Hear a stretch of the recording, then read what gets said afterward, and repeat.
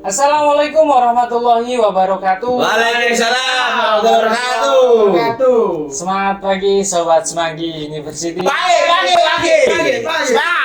Luar biasa semangatnya teman-teman. Luar biasa.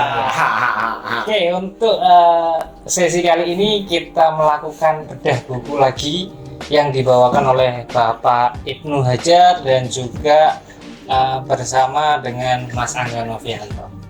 Seperti itu. Jadi langsung saja Mas Angga. Firman saja. Oh, Firmansyah ya. Firmansyah. Mas Angga Firmansyah, sorry. Iya. Oke, langsung saja Mas Ibnu mau bedah buku apa kali ini? Bedah buku manajemen barang dagangan dalam bisnis retail. Melanjutkan buku yang kemarin ya. Buku yang kemarin. Ya, oke. Ini di bab yang membangun citra retail melalui pengelolaan barang dagangan. Atau setara kita mempunyai toko retail yang berdasarkan mungkin barang dari pasar ya, kayak misalnya baju atau sejenisnya lah, kan banyak. Retail itu banyak, dari dagangan ada yang jual sembako atau kita buka seperti warung kelontong juga kan retail juga. Itu banyak yang cari lah seperti itu. Jadi kalau misalnya kita mempunyai pengelolaan barang dagangan retail, kita harus tahu pasarnya situ dulu ya. Pasarnya itu yang rame itu apa? Jadi yang kita jual itu yang berpotensi untuk penjualannya tinggi atau mungkin laris gitu ya. Jadi kita itu jualannya bervariasi atau berbagai macam produk.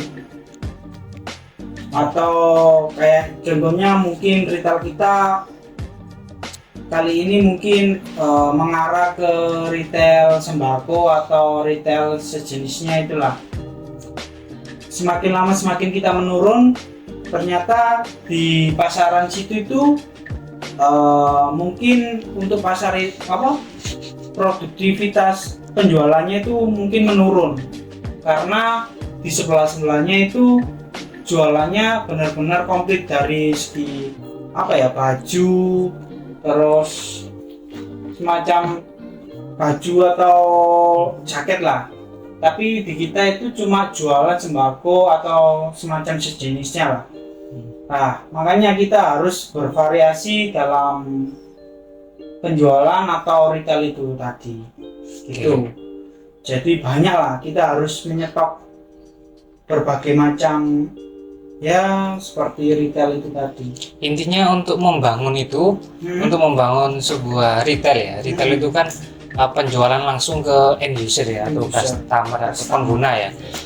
Jadi itu harus bervariatif sesuai dengan kebutuhan target pasarnya tadi ya. Target pasar ya. Karena memang banyak ya orang yang lebih suka belanja di sini karena lengkap ya. Karena lengkap. Mungkin bisa juga ada juga banyak orang yang sukanya beli di toko ini karena murah, meskipun nggak lengkap tapi murah. Ada juga yang seperti itu. Jadi harus menentukan targetnya itu seperti apa, dan orang-orang di sekitar itu, sekitar target kita itu cara berpikirnya seperti apa. Jadi perlu ya untuk mengevaluasi itu deh. Jadi kalau kita bisnis retail kayak sembako itu kan kebutuhan sehari-hari, untuk pokok. Tapi kalau sekarang lagi tren itu anak muda kita itu selalu ngikutin zaman. Lagi rame-ramenya kayak gini, pasti cari sama anak muda. Kayak contoh kayak baju, jaket, atau apalagi sepatu. Kalau kita ngikutin tren pasti banyak yang beli. Sebenarnya kalau mengikuti tren seperti itu Mas Angga, menurutku ya nggak ada habisnya. Yang pertama pasti nggak ada habisnya. Pertama, kita jualan sembako, karena kok sembako kita ngelihat nggak rame, kok malah ramean orang yang jualan baju thrifting ya, yang sekarang lagi marak itu. Terus kita mau merubah itu enggak. Cuma mungkin kita merubah konsep jualan kita. Jualannya tetap cuma diubah konsepnya sesuai dengan target kita ya, target pasar kita. Soalnya kan banyak ya perilaku konsumen itu yang berubah-ubah putus asa gitu ya. bukan Bukan, putus asa, bukan. cepat berubah, cepat Harus- berubah. Kita harus mengikuti pasar itu tadi. Yang diinginkan oleh pasar kita gitu.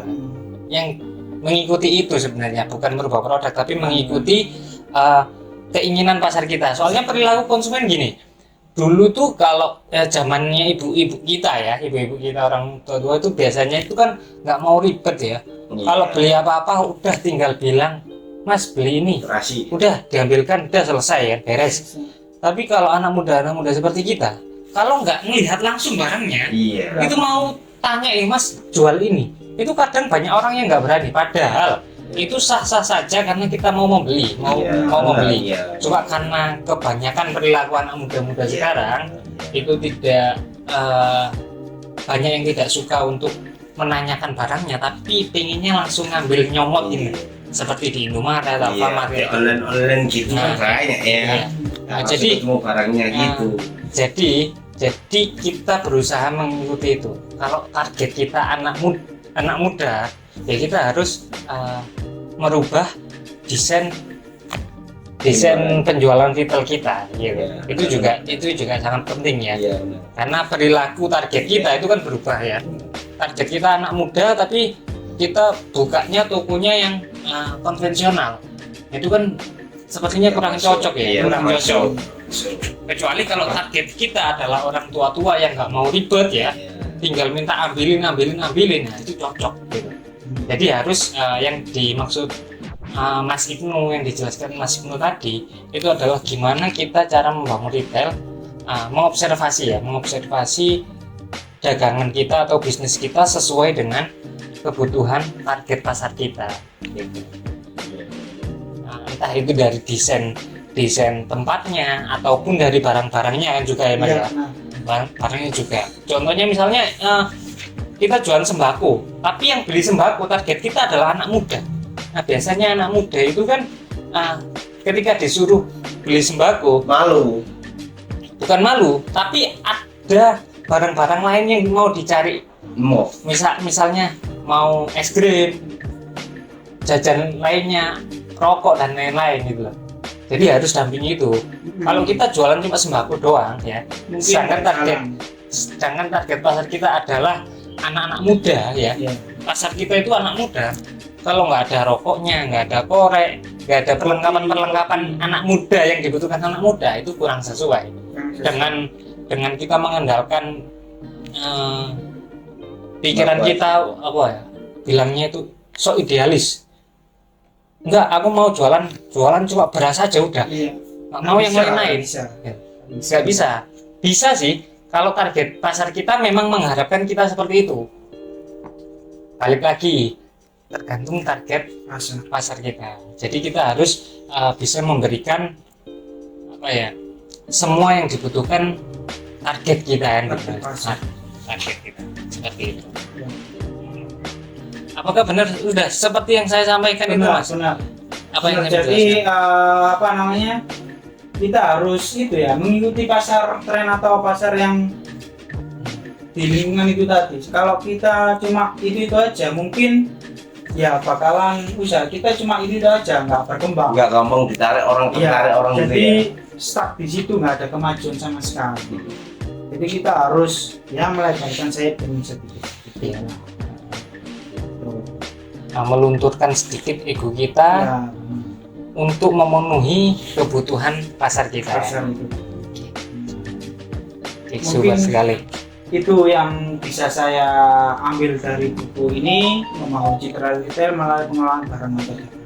Oke, semoga bermanfaat untuk Sobat Semanggi University yang menonton bedah buku di JST ini.